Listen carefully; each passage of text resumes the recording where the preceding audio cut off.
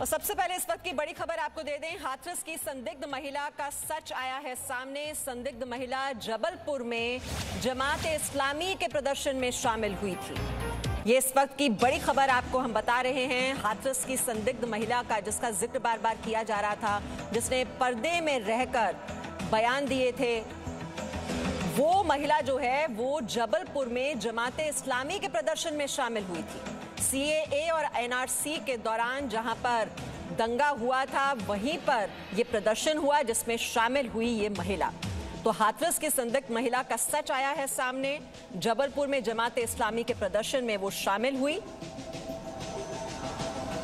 और उससे पहले 16 सितंबर से लेकर 22 सितंबर तक वो हाथरस में रही थी पीड़िता के घर में। एक घर के सदस्य के तौर पर उसकी ओर से बयान भी दिए जाते रहे। पीड़िता के घर में रही थी ये संदिग्ध महिला और अब जबलपुर में वो प्रदर्शन में शामिल हुई।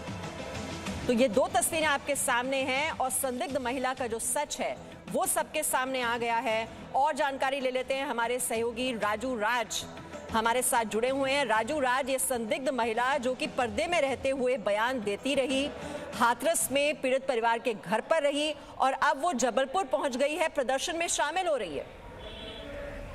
देखिए मीमांसा, एंगल आप देखिए, जो आशंका यूपी सरकार ने लगाई थी कि हाथरस में जो पीड़िता के साथ जो अत्याचार हुआ और उसके बाद किस कदर से इसको सांप्रदायिक हिंसा का रंग देने की कोशिश की गई, किस वजह से पीड़िता का शव परिवार के पुलिस ने उसका अंतिम संस्कार किया, तो तमाम एंगल, पीएफआई के 4 लड़कों का पकड़े जाना, पीएफआई एंगल से जांच करना, निश्चित तौर पर पूरा एक चैन था, वो चैन जुड़ता जा रहा है। और मकसद क्या था इसके पीछे? पीड़िता के घर पे 7 दिनों तक भाभी बन के रहना और उसके बाद जब जांच होती है तो इस बात का खुलासा होना कि महिला सीए और एनआरसी की जो हिंसा जबलपुर में हुई थी, उस हिंसा में शामिल होना। तो कहीं ना कहीं इसके तार जरूर जुड़ते नजर आ रहे हैं और इस एंगल से भी जाँच की जा रही है। जिस तरीके से यूपी सरकार ने सुप्रीम कोर्ट में अपना जवाब दिया था पिछले हफ्ते, जिसमें साफ तौर पर कहा था कि जो पीड़िता का शव जलाया गया था वो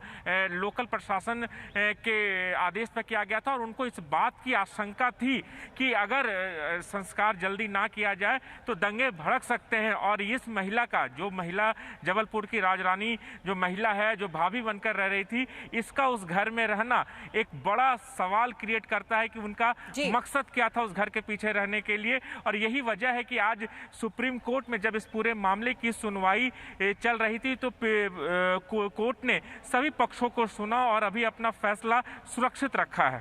ठीक है, तो अब सवाल यही है कि हाथरस में जो महिला पीड़ित परिवार के सदस्य की तरह बयान दे रही थी, जो महिला मीडिया से बात कर रही थी, उस महिला ने क्यों नहीं बताया कि उसके रिश्ते जमात इस्लामी से भी हैं? क्योंकि इस महिला का नाम है राजकुमारी बंसल। कल जबलपुर में इसी महिला ने जमात इस्लामी के साथ मिलकर पीड़ित परिवार के समर्थन में प्रदर्शन किया।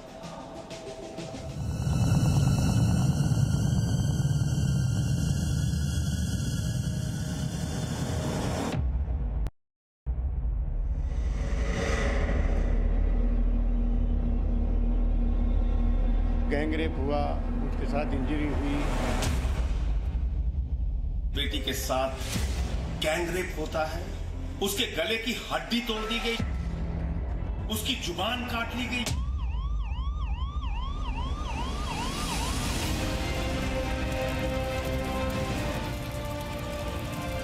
हाथरस में पीड़ित परिवार के रिश्तेदार बनकर घर में साथ रहने वाली महिला, हाथरस में परिवार के नाम पर मीडिया से बात करने वाली महिला, जबलपुर में जमाते इस्लामी के प्रदर्शन में शामिल हुई ये वही महिला है जो हाथरस में पीड़ित परिवार के साथ थी। जबलपुर में इस महिला ने हाथरस के पीड़ित परिवार के पक्ष में धरना दिया और धरने के लिए ठीक वही जगह चुनी गई जहां सीएए विरोधी प्रदर्शन हुआ था। जी न्यूज ने हाथरस में भी इस महिला से बात की थी। राजकुमारी जी, आप इस परिवार की मदद के लिए आए हैं जी। क्या मांगे हैं आपकी? अब मेरी पर्सनल व्यक्तिगत कोई मांगे नहीं है, लेकिन मैं देश की समस्त बेटियों की भविष्य की सुरक्षा को देखते हुए मेरी मांग है कि हमें न्याय मिलना चाहिए, इंसाफ मिलना चाहिए। क्योंकि अगर इस तरह से सिस्टम अपना काम नहीं करेगा तो आगे के लिए एक बहुत ही ख़राब एग्जाम्पल सेट होगा, जिससे पूरी सोसाइटी अफेक्ट होगी हमारी। तो क्या ये माना जाए कि यूपी के मुख्यमंत्री योगी आदित्यनाथ जिस षड्यंत्र की बात कह रहे थे, जिस हिंसा की साजिश की बात कर रहे थे, वो सही थी? कोई कह रहा है फलानी जगह हम दंगा कराएंगे जाति के आधार पर, कुछ लोग उधर से मरेंगे, कुछ लोग इधर से मरेंगे, हमारे नेता आएंगे उसके बाद जाकर के राजनीति करेंगे। यानी एक गरीब की लाश पर राजनीति करने वाले इन चेहरों को पहचानिए तो देश के लिए और समाज के लिए कितनी विकृत सोच के साथ ये काम कर रहे हैं, कितनी बड़ी साजिश कर रहे हैं। जहां सरकार विकास कर रही हो, केंद्र सरकार लोक कल्याण के कार्य के साथ लगी हुई हो, कोविड-19 से जूझते हुए भी पूरी मजबूती के साथ एक एक कार्य जनता जनार्दन को समर्पित कर रही हो, वहां पर ये लोग षड्यंत्र कर रहे हो। हाथरस में पीड़ित परिवार की सदस्य की तरह बयान देने वाली राजकुमारी बंसल ने जी न्यूज से बातचीत में अपना नाम तो जरूर बताया था, लेकिन ये नहीं कहा था कि उनके रिश्ते जमाते इस्लामी से हैं। वही जमाते इस्लामी जिसने CAA और NRC के विरोध में देश में प्रदर्शन किया। दरअसल परिवार तो बहुत ही भय में है, क्योंकि परिवार को सिस्टम पर बिल्कुल भी विश्वास नहीं है। जिस तरह से सिस्टम ने डे 1 से लेके और ये 29 तारीख तक जो किया, पूरा आप देख रहे हैं पूरी क्रोनोलॉजी की, तो इस तरह से परिवार को बिल्कुल भी सिस्टम पर या सिस्टम के किसी भी अधिकारी पर कोई भरोसा नहीं है। तो अब CBI जांच हो या कोई भी जांच हो, परिवार की केवल एक ही मांग है कि हमें न्याय मिलना चाहिए। हाथरस मामले में मथुरा जेल में बंद PFI के 4 सदस्यों से ED 5 घंटे की पूछताछ बुधवार को कर चुकी है। यानी अब साफ दिखाई दे रहा है कि हाथरस के नाम पर माहौल बिगाड़ने की पक्की साजिश थी। ब्यूरो रिपोर्ट, जी मीडिया।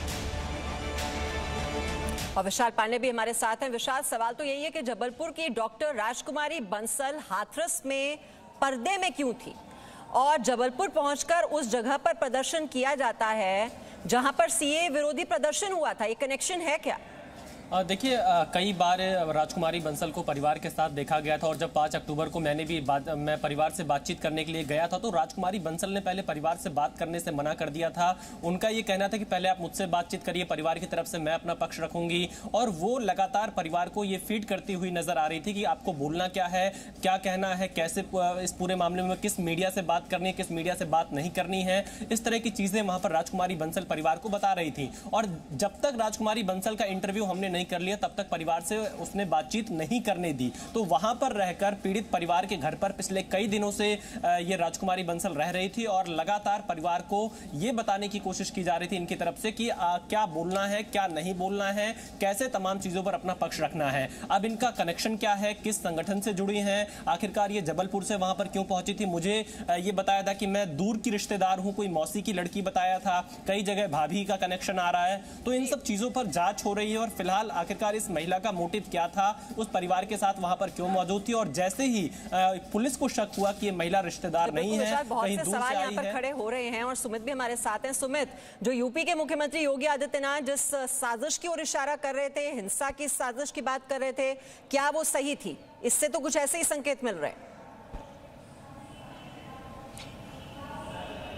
जी बिल्कुल मीमांसा, देखिए जिस तरह से ईडी इस पूरे मामले को लेकर जांच कर रही है, और कहीं ना कहीं इस पहलू की भी जांच है आने वाले दिनों में ईडी करेगी कि आखिरकार महिला जो है राजकुमारी जो बंसल है, ऐसी क्या जरूरत पड़ी थी कि वो घटना के बाद वो 4 अक्टूबर को पहुंचती है। क्योंकि 4 अक्टूबर को वो महिला पहुंचती है बुलगड़ी गांव पे, और 6 अक्टूबर तक वो रहती है, और 6 अक्टूबर के बाद वो वापस अपने जबलपुर लौट जाती है। तो इन तमाम पहलू की जो जाँच है वो आने वाले दिनों में ईडी जरूर करेगी, क्योंकि ईडी मनी लॉन्ड्रिंग मामले की जांच कर रही है। और आपको याद होगा कि जो साजिश का जो एंगल सामने आया था, कहीं ना कहीं इसका कनेक्शन जो है वो राजकुमारी बंसल से जरूर आने वाले दिनों में जुड़ेगा।